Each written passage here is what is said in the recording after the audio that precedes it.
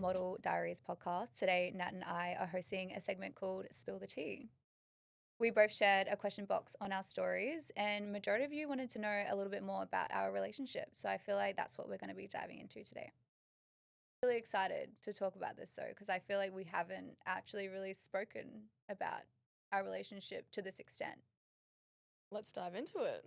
Let's just start with the question everyone wants to know: how did we meet? I feel like we knew each other in a roundabout situation before we actually met. Like, I Yeah. knew of you. Yeah. Originally, I thought Crystal was like 16 at the time, so there was like no initial I wanted to get to know you because I honestly just thought you were a baby. I was a baby back then when I had bleached blonde hair and I was just Yeah, partying. your clubbing phase. Yeah. I think that's why I was like. But we had like a mutual friend. So I had a best friend, Nat had a best friend, and they became best friends. Kind of got forced to get to know each other. When we first met at the time, I think I remember we were both in different relationships, so it wasn't in like a romantic way. No. I don't think I looked at you in a romantic way for a very long time. And same, vice versa. Yeah. But I feel like when I got to know you properly, I was like, oh, you're actually like a really nice person. Yeah. And you weren't what I was expecting at all. Yeah, exactly. I didn't really have any expectations, but yeah, you definitely weren't what I was expecting. In our eyes, I never thought that I was going to be romantic with you, because we were just friends. Yeah, no, neither. And then when we actually started getting together, we were like, this is weird. It was kind of annoying. I wanted to be single for way longer. Yeah, I was getting kind of annoyed that I was thinking about you, and I was like, girl. But I think there was this one time that kind of we were playing PlayStation on the couch, and we were just talking about deep family stuff, and we realized that we actually connected and had a very similar upbringing and our views on life and blah blah blah. We got pretty deep. So after that night, that's kind of when I was thinking about you a lot more. Yeah, I agree. Yeah. But our first date, do you want to explain it? Well, it was a full moon, feeling crazy night. I feel like it was just feeling crazy. Well, it was a full moon, but putting a backstory behind it. Yeah. No, we just wanted something super wholesome. I think we hadn't really had a chance to just have good quality time. Yeah, because we're always around our friends. Yeah, and I feel like every time we hung out, it was with friends, and I think we were really keen just to have some time together. And there was one night where we were both just free, and there was no one else involved. And I was like, let's go get some pizza and just sit under the moon. It was really cute. Yeah. So where did we go? What was it? We went to the jetty in Southport. Yeah. Southport? Yeah. The Spit. The Spit, yeah. So in the Gold Coast, it's called the Spit. We went to the jetty there. We went all the way down to the end. The moon was huge. The waves were just crashing so high over the rocks. Yeah, the waves were crashing. It wasn't cold, like a summer night. And yeah, we just had a pizza and we were just chatting and talking. It was so simple. Yeah, we were there for hours too. It was 5 hours. Yeah. Yeah, it was really nice. So who made the first move? It was definitely me that made the first move. I think I made all the first of everything just to narrow it down. You definitely did. Yeah, I said I love you first. Mm-hmm. I think I was just giving you your space. I was definitely single for a lot longer than you were at the time. So I wanted to give you the space that you needed and make sure that you actually, felt the same way. Yeah, I took my time. You said you love me, Oh, I was holding back weeks prior. Yeah. I think I knew. Obviously, I knew how you felt. It wasn't I said it because I was just being, You didn't expect me to say it back, and you made that clear as well, which really made me it didn't make me feel pressured, but you made me feel so loved up and I don't know, giddy, and I was like, whoa, I've never felt like this before. Coming from a 6.5 year relationship, I was like, we're not even dating and you've made me feel all these feelings that I've never felt before. I was like, whoa. So that kind of sums up how, we got together.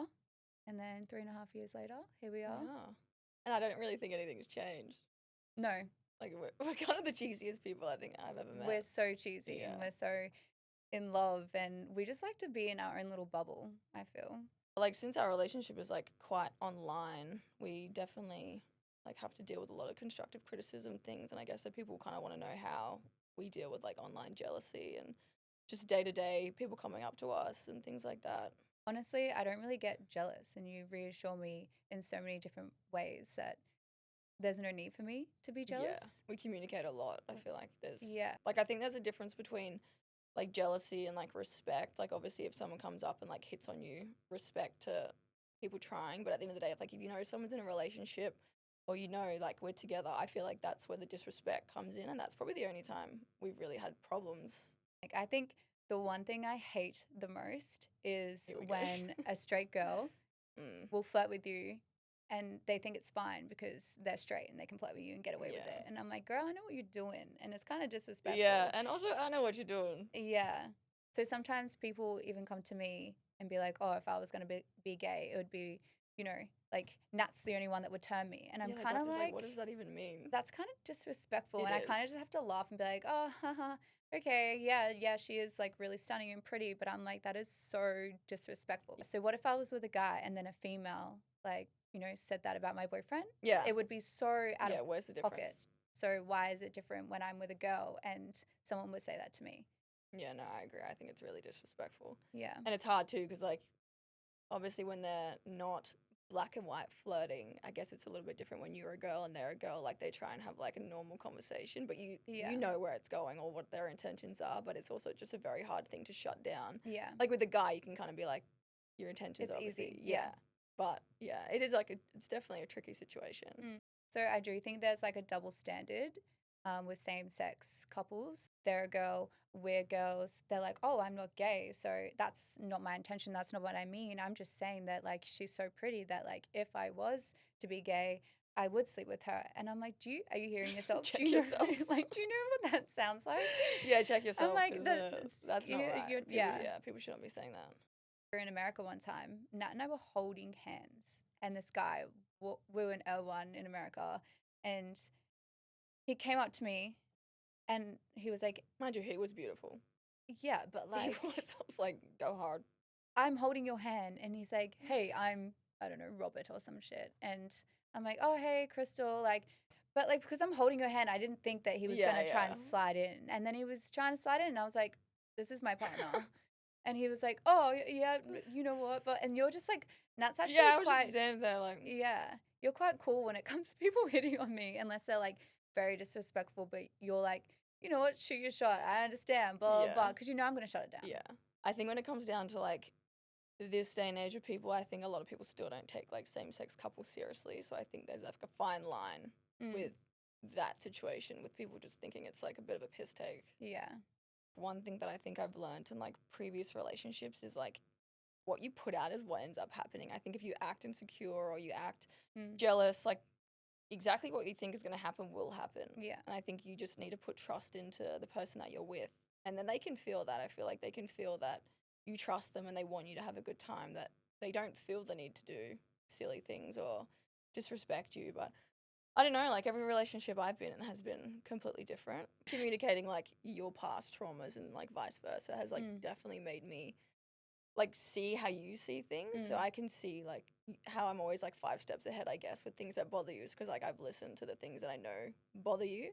So I know like how you view situations and like how you're going to take something. So I feel like that's given us a bit of respect for each other as well, like communicating those things, which a lot of people avoid, I think, talking about like past relationships and past trauma because it like annoys you, but I feel like I love it. Yeah, like I think it's healthy in a way to like talk about it before you even get in a relationship with someone, because then you know kind of how to be around that other person. Another question a lot of people want to know is our coming out stories. Mind you, like I was 14 when I came out. I was very young, and this was like before Christ. I'm like a dinosaur. To give reference, Nat is a 1994 baby and I'm a 1998 baby. So times were different. Yeah, I feel that's like not many years between, but it's not, but it is a lot. Yeah. Yeah, people were still getting like beat up for being gay and coming out back then. Like, and I wasn't really surrounded by like any gay people, males, females, like anything. Like my parents were pretty strict, pretty straightforward. So it wasn't really like something that was acceptable in my household.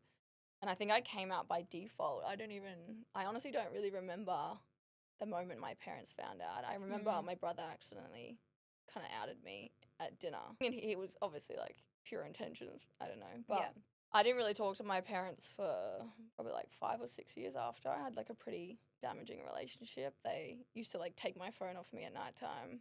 They thought everyone that I hung out with was like a bad influence. I got taken out of my school. I got like changed out of my soccer team. Like I obviously was a stereotype. Apparently, obviously everyone that plays soccer is gay, which ended up being the case. Yeah. But yeah, no, I just it was weird because I feel like I couldn't really talk to like any of my family about it. I didn't really.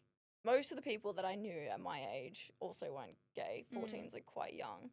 So a lot of the older people that I knew, they were the ones that I guess I kind of like gravitated towards. And then yeah, it pretty much was like I didn't know I was gay, and then I knew I was gay, and then everyone knew I was gay in like a week's time. So it was like kind of like I would say like a high school movie. Yeah. Like you were I think I walking through told school, I told one friend, and then the next day I like walked through school and like everyone was whispering, and I was like, judging, which is so crazy and so sad that you had to experience that, because I couldn't imagine yeah. myself having to experience that. Yeah, I feel like at the time I didn't really care because like I just like I'm someone who I'm like really authentically myself, and I was like it has nothing to do with anyone but me, so why is everyone so affected? But yeah, it was probably more my family. I think that was the hardest part, like not talking to them for like 5 or 6 years. And I think even when I got older and I had a conversation with my mum about it, she was just like, you don't know how that looked for me. And I was like, Yeah. for you? I'm like, girl, you're not gay. That's so sad. No. Just we like people for who they are and their personality, and that's it. Like when people say, Yeah. "Oh, so you're lesbians? Oh, so you're gay?" I'm like, I'm me. I went to like a school where all my primary school friends went to, and then when I was in like a lot of trouble, I think my mum kind of like wanted me to just do better in school. She like actually ripped me out of my school, rocked up one day and was like, I've unenrolled you in this school, like you're going to a new school. And this was prior to me knowing any gay people. Like it was like a soccer, footy, tennis, everything, like scholarship school. And yeah, it wasn't until I was in like the sporting program and like I just seen like all these girls with really short hair, and I was like, crazy. And I like obviously being in the hair industry, I just thought it was like so cool that all these girls had like crazy hair. And then a few of my friends in my grade were pretty much like, don't hang out with those girls, they're all lesbians. And I was like, that someone said that though. Like no idea, but at the a time it was like there was a fine line between like that being acceptable. And I was just like, yeah, weird, I'm not gonna go near them. like what? Yeah, and it wasn't until like I actually got to know them and I was just like, oh my God, these people are like just fun to be around. Like I felt more myself. And yeah, I think I found out that one of the girls had like feelings for me, and it wasn't until that I knew someone, like a girl had feelings for me, that I felt like maybe I like could feel the same. So yeah, it wasn't until like that person was like a little bit more persistent until I realized that wow, like I actually think I've been attracted to girls like my whole life. But you know when you're a kid you just think like women are beautiful and like blah blah blah. So yeah, it wasn't until someone actually paid attention to me in like a romantic way that I realized that like okay, maybe I am. Was that your first girlfriend? Yeah. Yeah. What grade were you in? That was like probably like middle of grade 9. Like I'd only been at this school for like 6 months. Yeah, okay. And I went from being like the new kid to being the new gay kid. Like I'd only been at this school for like 6 months. Yeah, okay. And I went from being like the new kid to being the new gay kid. So it was just like everything at once. But I'm kind of glad that it was sort of like I just got thrown in the deep end. Like I didn't really get a chance to like deal with anything. It was just like, this is who you are. This is what everyone knows of you now. And that was just like, that was me. And how long? Because I'm kind of like, I ask these questions all the time because I get so intrigued too, because it's such a different story like compared to mine. Mine's boring. So I'm like, how long did it take for, I guess nowadays there's still some people that you know what I mean, about that sort of situation, but like how long did it take for you to kind of feel comfortable being liking girls, I guess? I don't think I ever did. I probably wasn't even until like I was like in my 20s. And I think obviously being young as well, like I guess we can touch base on like our relationship now. Like my parents didn't accept it for a very long time, and it probably wasn't until like even you and I have been together where I obviously take our relationship like a little bit more seriously, because I can tell the way that we like respect and feel about each other. So I think my family respects our relationship because they feel confident in how I feel, because I feel confident in how I feel. So I think like they're probably more accepting of me being gay. Like up until before I met you, my mum, I think, still thought that I was going to end up with a man. Yeah, okay. So yeah, I feel like since you and I have been together and it's like definitely more of a like respected relationship, they're like, oh, okay, it's like not a phase. Yeah. Like, you know. And your mom loves me. My parents do. My family definitely loves you. Yeah. What's not to love? Your story is completely different, which is baffling to me. It's crazy because when I came out, I don't even know what year it was. Like, did you even come out? It was just like I didn't even come out. Like, nothing changed. honestly, I ended my 6.5-year relationship because With a guy, obviously. yeah, with a guy. We were together from high school. It was like a little bit toxic also. So I was never allowed to like hang out with my friends. Wasn't even allowed to go to the beach in a bikini because people would see me. If he's seeing you now.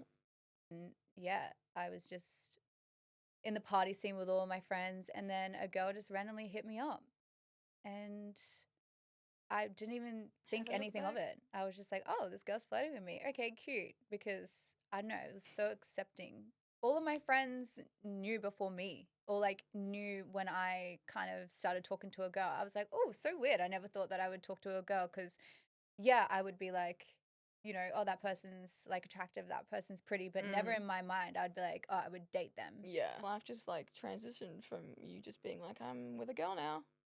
No one really had anything to say. It was kind of just like normal. Like, unless they spoke behind my back or whatnot, but like no one said anything. It was probably made more sense, normal. To be honest. Yeah. Yeah, I feel like were you more shocked than they were? That I think so.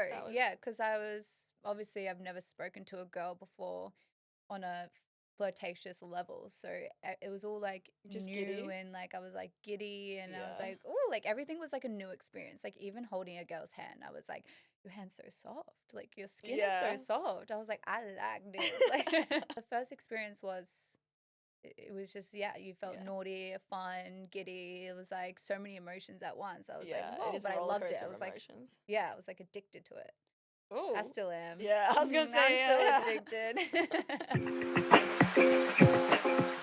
I only really had really bad anxiety for the past like maybe 2 years now. Yeah. I've always had anxiety, but never to this extent, to the point where I'm having like waking up in the middle of the night and having like panic attacks. You've just really been there and been so supportive and understanding, which is like crazy because I feel like a lot of other people would be like, oh, just like, you know, don't stress, like chill, it's okay, you're fine. But you're like so nurturing in a way. Which... Well, I can see how much it affects you, and it's like actually really heartbreaking sometimes because like I haven't experienced that either, and this is new for you, so it's new for both of us. So we're both just kind of watching it happen in real time. Yeah. And I think seeing how much just like the industry that you're in like is affecting most people, but because obviously like you're my person, like I'm seeing it firsthand, and it like it's horrible. Yeah. But I couldn't imagine just being like, get over it. But it's like if I'm even feeling like a certain way about something so silly in my head, be like, no, it's not silly, like it's okay. And you're like, you got this, Crystal, like you got this, like you're just so you're my hype girl, you hype me up. I feel like I noticed when you were away all the time, and like especially if I was hanging out with friends, or like you would come home and you felt like very isolated, or it felt like you had a big work personality because that was where you spent most of your time. And then like I guess when you came home, you were like struggling to navigate where you fit in to home life, and I think that was when I probably noticed it started to get worse. Yeah. And I just feel like and then it just kind of became, it kind of got worse, and it was like I would have anxiety going to the shops, and have anxiety trying to even order a coffee, and you know, having anxiety going to the dentist. Like, I mean, that's kind of understandable, no one likes the dentist, but like, you know what I mean? And it just kind of came a broad spectrum of everything. And it was like your whole life for a while there. Yeah, and then I was like having panic attacks and getting to the point where, you know, you were like, do I need to call the ambulance? Yeah, it was getting pretty scary for a while there. Yeah, it was and I feel like unless you're like close to me, no one really knows this about me, because but everyone knows now, which has made it a lot easier. I think just being more vocal about it to people around you has definitely helped you like overcome it. And keeping it to yourself and like riding that wave alone in like a group setting is probably like way harder than just being like, everyone, I'm having an anxiety attack. Yeah.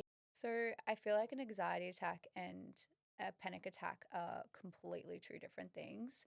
And yeah, it's sad that I have experienced both of those things. And an anxiety attack for me is, I'll give you an example. When I was at the shops and we were walking around, I feel like you'll remember this, and one of your friends that I've never met before, like walked past and we stopped and we said hi, and they were like, oh, hey, like, you know, I've heard a lot about you. Like, how are you? Blah, blah, blah. I completely, for some reason, started feeling hot and sweaty and like tingly on my face and my arms and my chest. And then my chest just got like really heavy. I felt like I couldn't breathe. Like I had like a lump in my throat. And then I just couldn't speak. My lips started shaking. And then I got like, yeah, I just wanted to cry essentially. Yeah. And yeah, that's kind of what happens when I get an anxiety attack. Yeah. Where I was like waking up every day, like waking up with anxiety, going to sleep with anxiety, waking up in the middle of the night, not being able to breathe, and having anxiety. And this happened for a couple of months, probably like almost a year actually, it where it was longer. that intense. And then the panic attacks started coming, where those are way more extreme and to the point where like I physically feel like I can't breathe. My head gets dizzy. My heart is pumping so fast that I feel like I'm going to pass away pretty much. Like, yeah. Um, yeah, those are scary because you actually feel like, yeah, something's going to happen. Like, but you know, nothing's going to happen from them because you've experienced it before. But your first one, for sure, that was like, I was like, what's happening to me? Yeah. I didn't know what to do either. I think it's worse when you're just like a bystander and you're like, I just got to ride this wave out with you. But and that was kind of when I was like, okay, I kind of think I need to talk to someone about it. And then, yeah, I've been seeing a therapist and I've only gone to 2 sessions, but I feel like it's honestly such a relief. And just going to 2 sessions has like helped me so much. Agreed. And I've had like a really good couple of weeks. Like the last couple of weeks, I haven't had like much anxiety. And that's like, I feel like I got my old crystal back. Like, you know, like hearing those things. Have your spark back. But you really do have to put in the work. And I really have been putting in the work. Like I try and not have like caffeine, you know, try and really feel my emotions and talk about them because I never used to talk about them.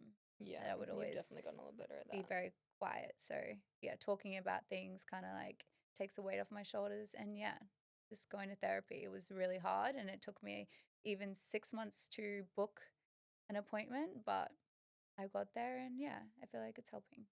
But it's honestly crazy because I only really feel anxiety in my personal life, not my work life. Yeah. And I think because like I work persona, you know what I mean? 100%. Like I'm there to like get my job done. Yeah, like I feel like when I'm working, it's kind of like the same thing. Like you get there, you're getting your makeup done, same kind of conversations, and then you're not really conversating when you're shooting, and then you know what you have like kind of the same things to talk about. It's kind of like you're on repeat like a little bit, and so you get into this like workflow, and so I don't know, you know what I mean? Like no, I 100% get that. Yeah, and then when you're trying to like connect and make new friendships as an adult, it's quite like daunting and hard. So trying to like get to know someone on a deeper level for some reason like gives me a little bit of anxiety. And then I'm honestly fine like after like 30 minutes into meeting someone. It's just like that first like initial, you know, like but you're overanalyzing like all the questions you're gonna ask, like 100%. What to ask. Yeah, I guess at work, like you obviously you've got things to talk about. But like in your personal life, it's like you barely know someone. You got to like start from scratch. It's definitely going to be a lot harder. Because everyone says like, who cares? Like, influencers are boring and they've got no like personality and yeah. So I don't know. Unfortunately, I do care, but that's something that I am working on because I really would love not to.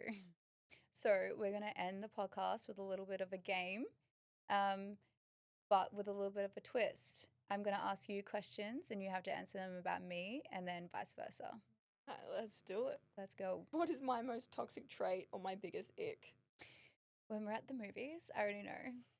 When we're at the movies and you eat your popcorn, but you eat it with your mouth open and all I can hear is on the side. Yeah, it's not my fault. And I'm like, I turn around, I'm like, close your mouth. And you're like, okay. Next second. And the thing is, I can't hear it. You grab a handful and you're like, Like, girl, no one's taking your popcorn. It's because I don't have to keep going back and forth. Like, just the more I get in, the less I have to go back. And then you're like, what annoys me the most? Me eating with my mouth open, I'm guessing. Yeah, I would say that is definitely like that is annoying. Yeah. If I was you, I would have been like, girl, it's just the popcorn because it's so loud. You're so right, yeah. Okay. If I could live anywhere for a year, where would it be? Japan, easy. Oh, well, it's boring. That is correct, yeah. What's my go-to comfort food? You just change all the time. Like, you love a Greek salad. Are we talking about like fatty foods or healthy foods? Oh, like a fatty food, I suppose. Like a comfort food. Yeah, like Betty's Burgers or something. Or like the little grilled nuggets. Yeah. You're on those at the moment. Grilled nuggets for sure. Okay. I was like, Betty's Burgers, we haven't had that in a while. That's just what you tell people. Yeah, grilled, you got it. What's my favorite thing that we do together? I feel like when we're with our babies and we're kind of like at the beach or, you know, we're like at a waterfall or something. Correct. Very like wholesome. Yep. You said you and the dogs. Whatever involves you. What's my ideal date night? Pretty much the same thing as what you just said. Like anything that involves me and the dogs, I think like sometimes, yeah. Booking a little Airbnb, getaway. Yeah. Or like, yeah, just a little picnic on the beach or something. Yeah. Something, right. anything like really cute. Mm. What's my favorite physical feature of yours? My eyes. No, that's everyone's. Is it my boobs? Yes. Your hands. Oh, yes. You do tell me all the time. You got Slenderman hands. Show them. They are you like could be a hand model. No. I think so. I hate my hands, but Nat loves my hands. You'd be a wedding ring model one day, don't worry. No, definitely not. What's my favorite thing about you? Probably all of my acts of service. All the things I do for you. Princess all the blue treatment. jobs, yeah. What scares me the most about the future? Honestly, I think like our oldest baby like passing away. I feel like that's I didn't even think of that. That's what we've been talking about. He's 10 years old. I know, He's he's 11 getting this great. year. I think that's like probably the one thing that would be scaring you. And he's been in your life for 11 years. Like, Now you that's know? all I'm thinking about. Yeah. Yeah. I would say I that. would say that for sure. What's my biggest insecurity? You being dyslexic. Yeah. My biggest insecurity is definitely being dyslexic. The thing is with Nat and I is that we make light of it. If I'm like spelling something or saying something, we make a joke out of it where it's not so serious, and it kind of just like it really doesn't need to be. She does that thing where you mix up. It's like pig Latin. Is that what they call it? Where you mix the first letters of like words. Yeah, pretty much. So I mix funny. them all up. So funny. I mix my G's and my Y's. That's a big thing. What's something I wish people understood about me? Your dark humor. What song will always get me on the D floor? Oh. It changes. Anything DJ Laws. Yeah. DJ Lawrence Lees. So, yeah, our friends. Like, You're yeah. probably like, who? So, Lawrence is the CEO of Outkast, and he DJs. And every time he DJs, no matter what song it is. That man do? Yeah. Yeah, we're busting on the D floor. We're busting. That or Drake.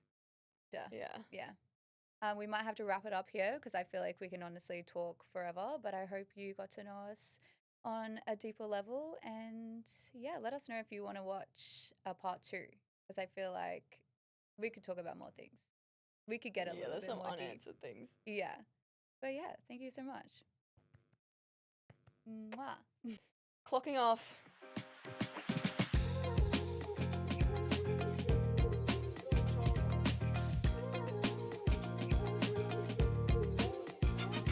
You've just listened to the Model Diary podcast. This episode was brought to you by Q Models.